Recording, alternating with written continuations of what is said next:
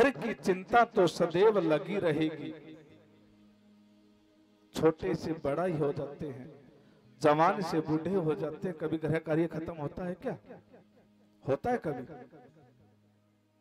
मृत्यु को प्राप्त हो जाएंगे परंतु गृह कार्य कभी खत्म नहीं होगा। और एक वहम और हम पालते हैं कि हमारे बगैर कोई कार्य नहीं होता। ऐसा नहीं है। आज हम सोचते हैं कि यदि हम हैं तो अपने बच्चों का पेट पाल रहे हैं, हम कमा रहे हैं तो हमारा परिवार खा रहा है। सोचते हैं कि नहीं? मैं खाना बना रही हूं तो मेरे परिवार को भोजन मिल रहा है। ऐसा नहीं है माताओं।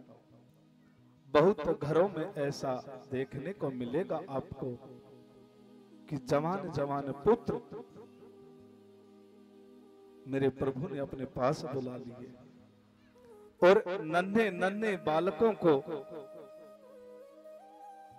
भोली भाली माता के सहारे छोड़ दिया।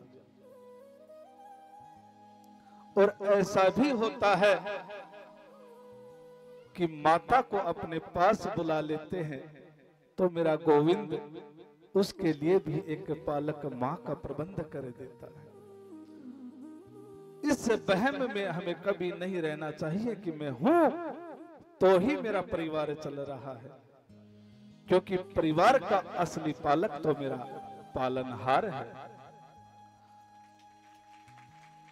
जिस दिन हम ये बात अपने हृदय में उतार लेंगे उस दिन हमें अपनी अहमियत का पता चल जाएगा और मेरे गोविंद की माया का पता चल जाएगा।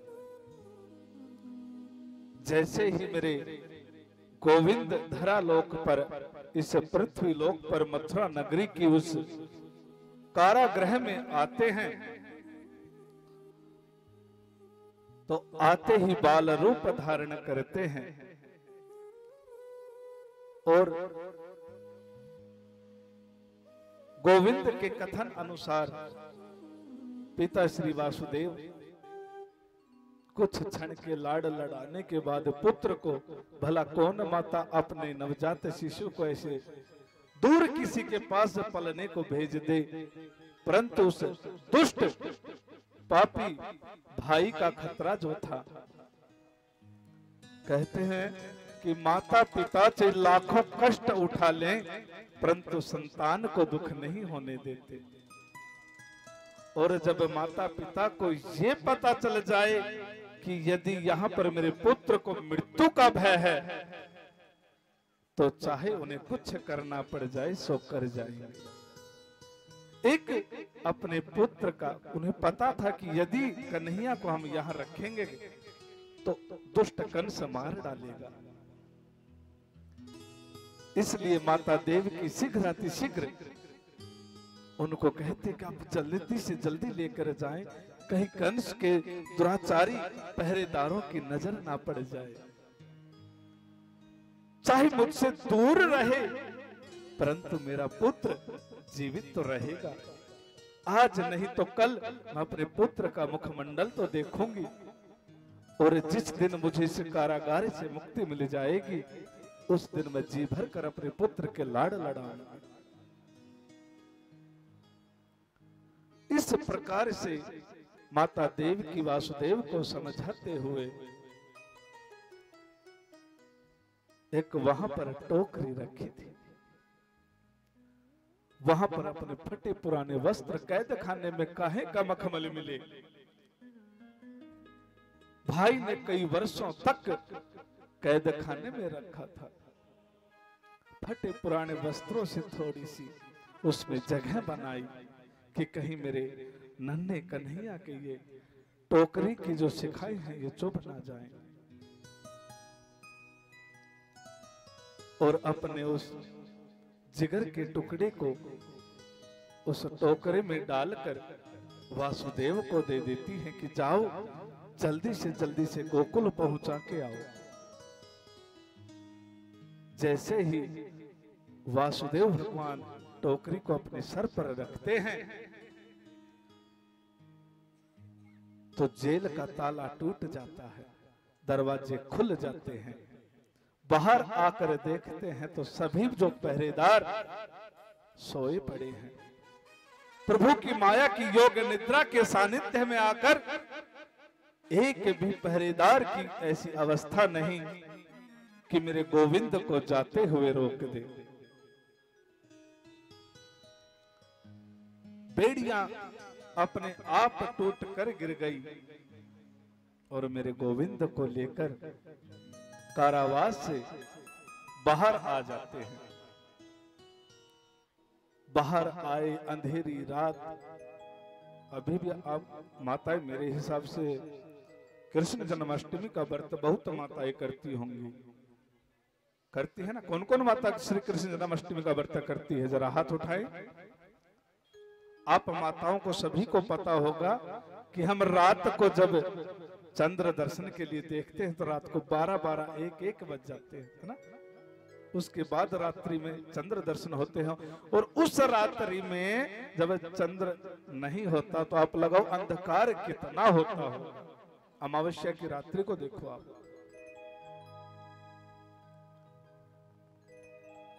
ऊपर से घनघोर घटा काले बादल छाए, बहुत तेज बरसात हो रही। रास्ते में माता यमुना जी भी जो पड़ती है, यमुना जी माता अपने पूरे उफान पर चल रही थी तब। आज हम कलियुगी जीवों ने माता यमुना की तो दुर्गति कर दी है। आप दिल्ली के आसपास में देखें, माता यमुना परम पवित्र है ये, परंतु आज हमने अपने कुकर्मों की वजह से उन्हें मात्र एक गंदा नाला बनाकर छोड़ दिया।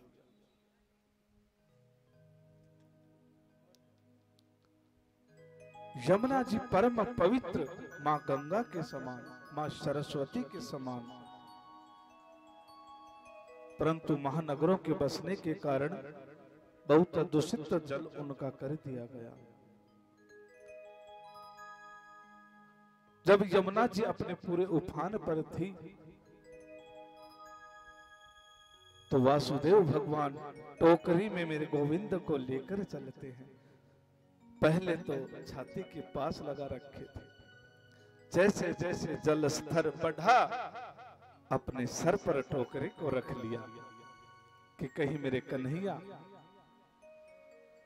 पानी में ना डूब जाए।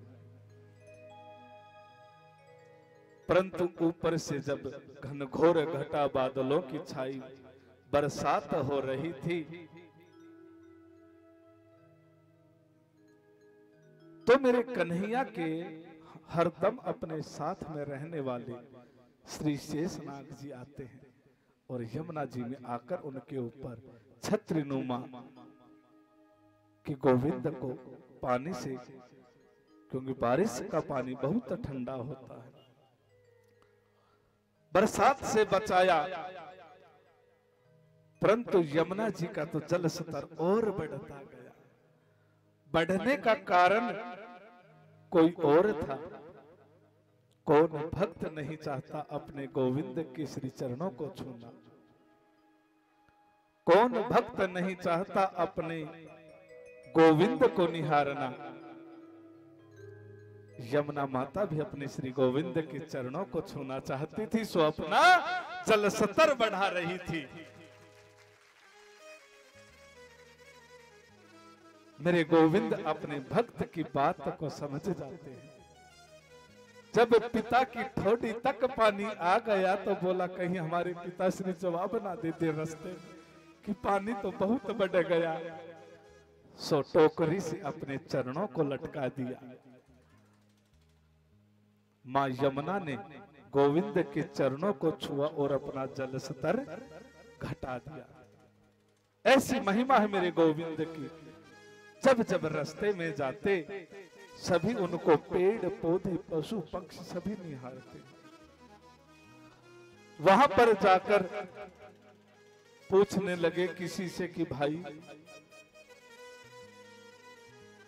गोकुल के जो मुखिया हैं नंद बाबा, जरा उनका हमें घर बता दो।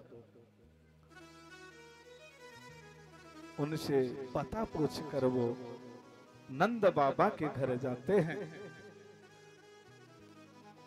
नंद बाबा से कहते हैं कि हे मित्र, इस बालक को आप अपने सानिध्य में रखें और आपके यहाँ पर जिसे कन्या ने जन्म लिया है सो कन्या हमें दे दे।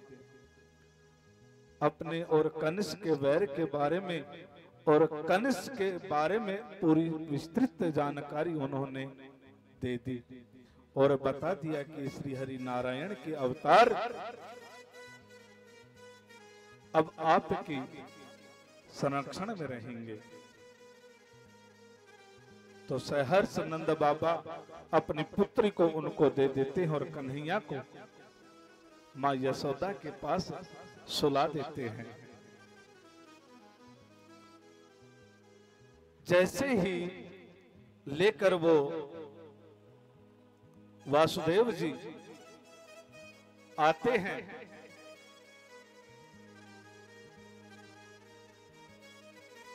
कन्या को लाकर माता देवकी को दे देते हैं। माता देवकी उस कन्या को अपनी गोद में ले लेती है। कुछ समय पश्चात जब पहरेदारों की निद्रा खुलती है, दरवाजे स्वच्छ बंद हो गए, ताले लग गए, अंदर देखते हैं तो माता देवकी के गर्भ से कन्या का जन्म हुआ समझा। तो आकर अपने महाराज कंस को बताते हैं कि महाराज, देवकी ने फिर एक संतान को जन्म दिया है, 8वीं संतान। आकाशवाणी के अनुसार जो 8वीं संतान बताई थी कि आपकी मृत्यु का कारण बनेगी, सो वो 8वीं संतान जन्म ले चुकी है। ये बात सुनकर कंस दौड़ा दौड़ा कारागार में आता है। कारागार में आकर जैसे ही कन्या को मारने के लिए उठाता है तो बहुत तेज बिजली की कड़कड़ाहट होती है और कन्या आकाश मार्ग में चली जाती है और कहती है कि हे दुष्ट, किसे मार रहा है तू?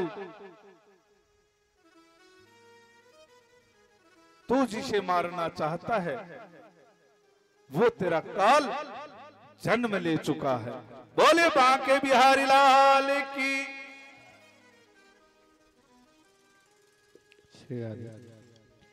जय श्री राधे।